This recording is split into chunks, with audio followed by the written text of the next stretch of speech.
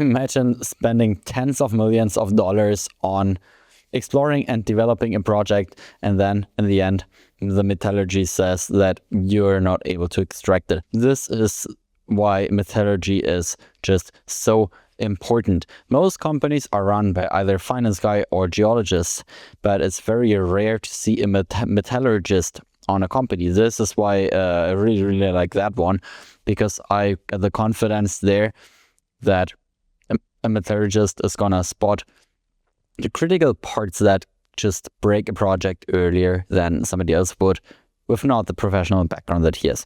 And especially if the person got money at stake.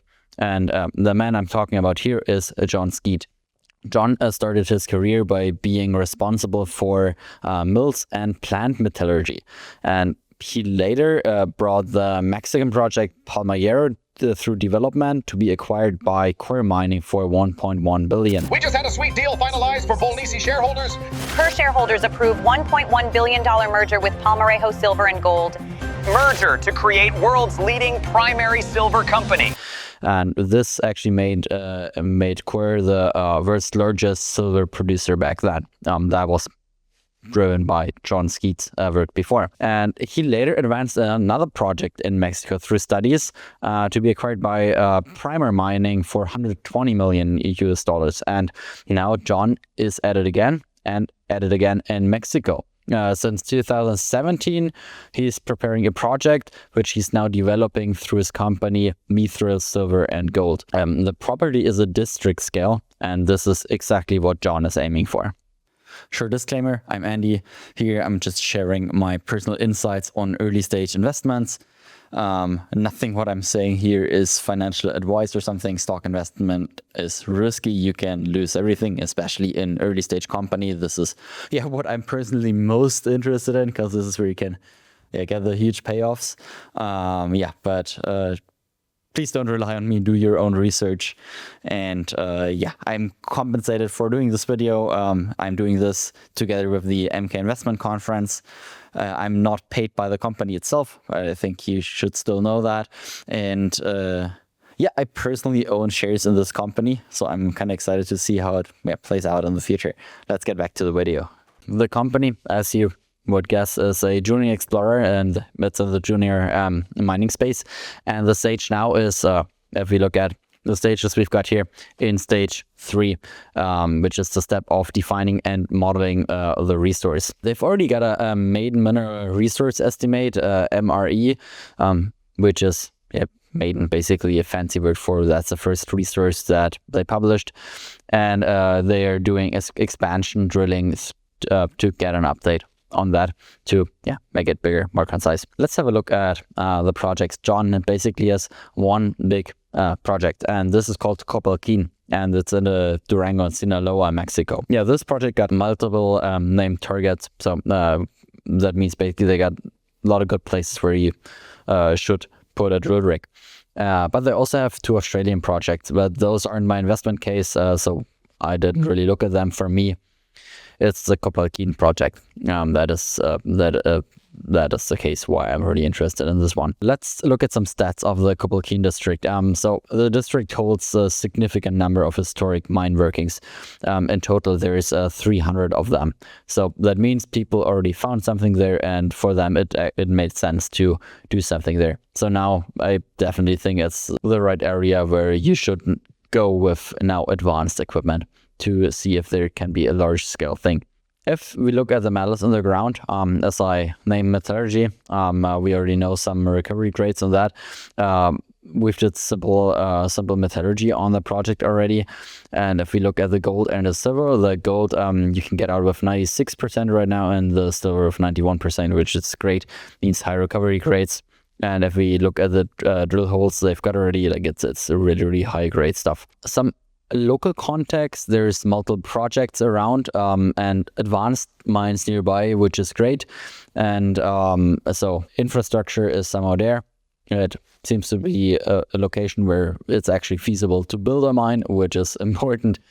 And they had a municipal road upgrade in 2025, which basically improves the access and logistics, makes it cheaper, and is good for community. I mean, it's always nice if you build something that just advances the regions that usually don't have great infrastructure as we have it in bigger cities. Yeah, the key person driving all of this, I already said, is John Skeet.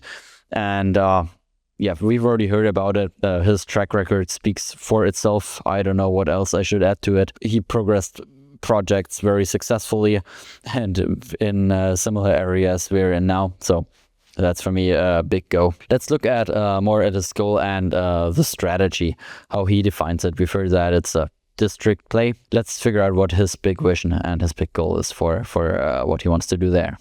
So, John, what's your big vision and goal with the project? For the project, really to demonstrate the district scale of the project. So we're seeing what we've seen to date with all the mapping and sampling we've done across the district and the geophysical work we're about to start doing. We're going to do a magnetic survey over the district later this month. So we're all about sort of really just understanding and developing the geologic model, because it's a district scale gold-silver epithermal system. We've got multiple targets all over the district, and that's all supported by all the historic mining activity that's also all over the district. So we've only drill tested a tiny fraction of all the areas we want to drill test. So we have one area where we have the high-grade resource. We want to develop that further so that we can do the study work and feasibility work to demonstrate that this is a mineable district proposition. And then on top of that, we've got all the upside of, currently we've got another 5 target areas to drill test. We've just started drill testing one of those last month. And then we've got another 5 or 6 areas that we want to get ready for drill testing. So just keep progressing it and do the groundwork that demonstrates this is a district scale property like many others in the Sierra Madre Trend of Mexico. So resource classification that you're doing right now is for one of the drill targets, and this looks pretty good. This is where we had the good drill results. Yeah. And we are planning to basically do the same for many other targets. That is the big upside. That's right. Yeah. So that one target area, at target 1, we have about 500,000 ounces gold equivalent then as per the resource that was put out at the end of 2021. And we're looking to get that to a higher confidence and approximately double that. So around 800,000 to 1 million ounces gold equivalent, high grade, 6.8 grams gold equivalent. It's gold and silver, but what's the standout with this district is the high gold values relative to the silver. That's what's made it very attractive. So you want to double the resource. How much drilling is that going to take, and how much other drilling you want to do at the other targets? Well, on target 1, we've more than doubled the amount of drilling we did there when we did the resource at the end of 2021. So we've been drilling there since June last year. Most of the drilling we've done with that one drill rig has been at the target 1 area.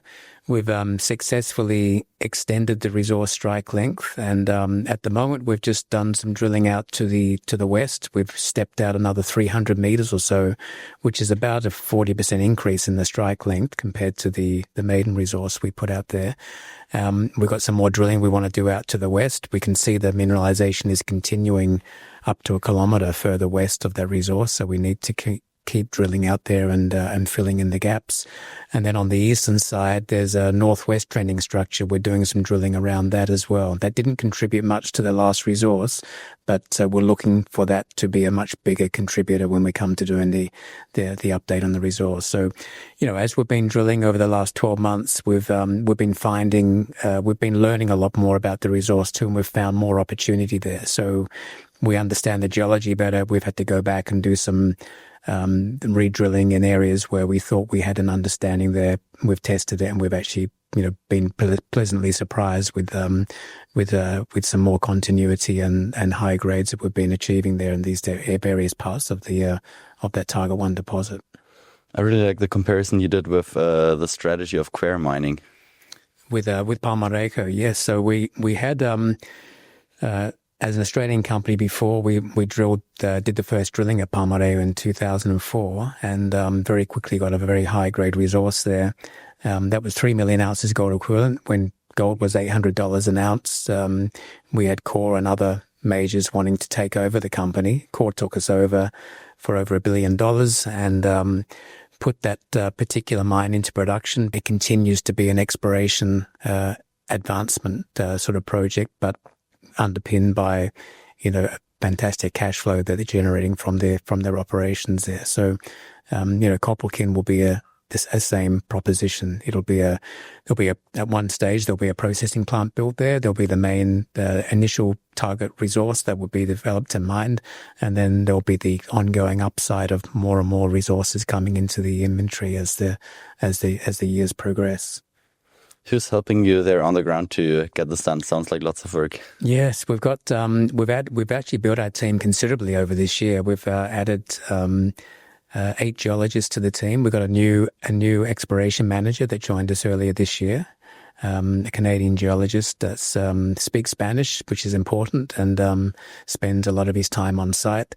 And then we have Colin Jones, who's our technical advisor. And Colin's well-regarded, very experienced geologist in the North American market. He's had a huge amount of experience with these types of epithermal deposits all over the world.